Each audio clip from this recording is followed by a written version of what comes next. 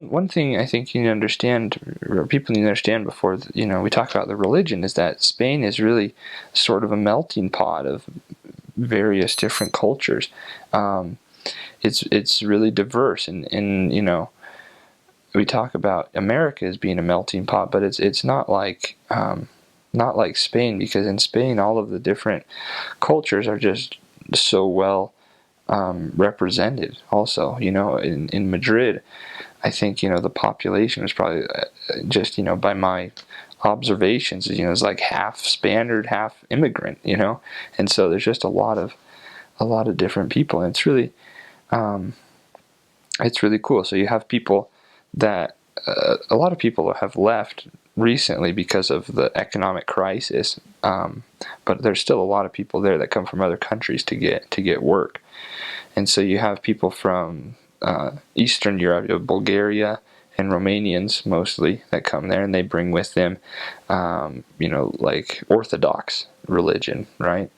Most of them tend to be um, Orthodox, and then you have um, you have lots of Latin Americans, people that come from South America, mostly Bolivia, lots of people from Bolivia, Dominican Republic, Peru, Ecuador, um, Chile, and then you get a couple people from Central America, some people from Mexico, not as many, and most of them are Catholic predominantly, right? And they're different Catholics than what the Spaniards are. Catholicism is the main religion in Spain, obviously, but the Latin Americans tend to be much more devout to their religion. There are also, a lot of them are not Catholic. There's a lot of them that are evangelical, a lot of Pentecostal people that bring that aspect, and a lot of people from Brazil also that bring the evangelical movement and the Pentecostal religions into Spain. And so you have those two things competing. And then you also have people that come from the south, from Africa. A lot of people coming from Morocco, that are very Arab-looking people, and they bring with them, Muslim religion, right? Or they're Muslims and bring lots of cool influences there, and that's very, very different. And then you get people from Africa, or well, Morocco's in Africa, but other African countries. You got a lot of people from Senegal and just other various countries there in the north of Africa, and most of them tend to be Muslim as well, except for the people from Ghana. And where else did some of them come from? Well, Ghana and some other. Ghana's the main one. Those people, or Ghana and Nigeria. The people from Ghana and Nigeria are very Christian Africans, and their Christianity, the way they look at it, is very different from the Orthodox, the Spain, and the Latin American Christianity, and they tend. I find that they tend to be the most, perhaps the closest to what we believe in the Mormon Church, is just because they're just they're really good-hearted people, really humble, and not as maybe not as argumentative in their beliefs, and they're just really, really cool people. But anyways, you have this mixture of at least like 7 different religions, right? And lots of people from each one. And so that's something that's super interesting in Spain, is you get to talk to people from different religions all the time, and part of that, you have to learn to know a little bit about each religion to kind of know where they're coming from, know what maybe common beliefs we share, and what type of things we could share with these people to help them learn, be more interested in our message. So you've got that. It's really cool for Spain, the country, because Spain's been it's a radical shift from what they've had before. They were in a dictatorship, and with Franco, and he was only Catholicism, right? Anything else was illegal, pretty much.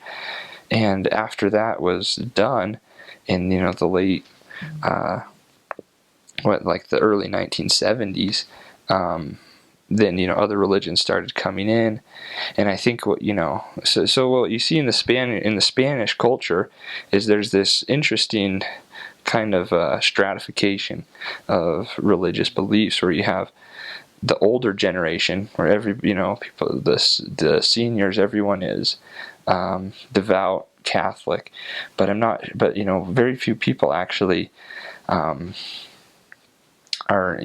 have a lot of conviction about it. They attend church, and it's the only religion they'll ever adhere to.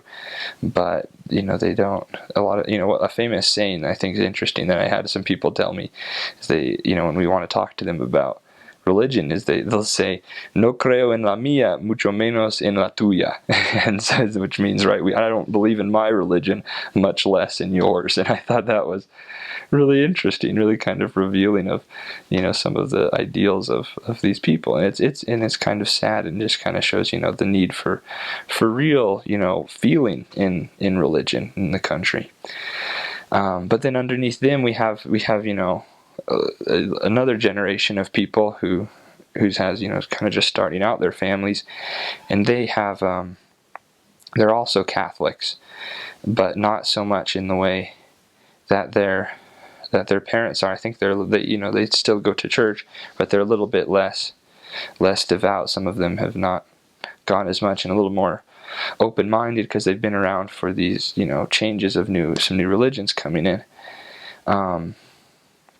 A lot of them I think still make, but so they don't. I think they don't believe in it as much, and they're there just kind of because their parents told them, this is the religion we have, this is what you'll do, and so they're I guess in that way they're kind of similar to their parents. But where it changes a lot is in these people's children, or the younger kids on the street, and a lot of them tend to be atheists, or they just they've seen a lot of different religions, and they've seen kind of the some of the negative things that have been happening in the Catholic Church lately in Spain, and just there's lately in the last couple of years, or 20 years in Spain, there's been a shift where this Catholic Church is kind of looked at with a highly negative tone. It's just kind of outdated and not doing the right things, and it's kind of just there politically more than religiously now. And I think the kids are really noticing that, and kind of sick of the traditions, and also seeing the other options they have, and a lot of them have just turned away from religion completely, just because they see there's no there's that lack of feeling and real conviction in religion, and it just feels, I think, fake for a lot of them. And so you get a lot of atheists, and that's an interesting thing you have to deal with, is teaching a lot of people who don't believe in God. That was something I thought that was really interesting for me, as I just kind of thought about that a lot, and thought about how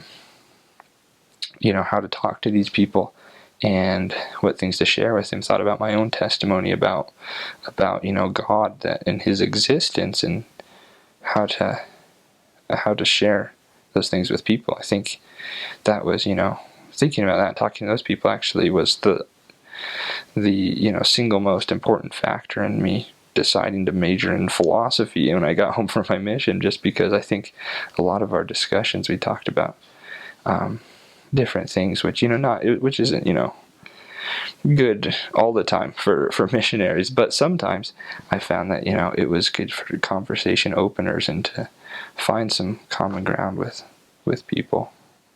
So I think that's a pretty encompassing summary of. Well, also I guess one thing I should mention, you get a lot of Chinese people, which is interesting too. You have to deal with that they're hard to talk to. Most of them don't speak Spanish, but every once in a while you can baptize a Chinese person. That's really cool.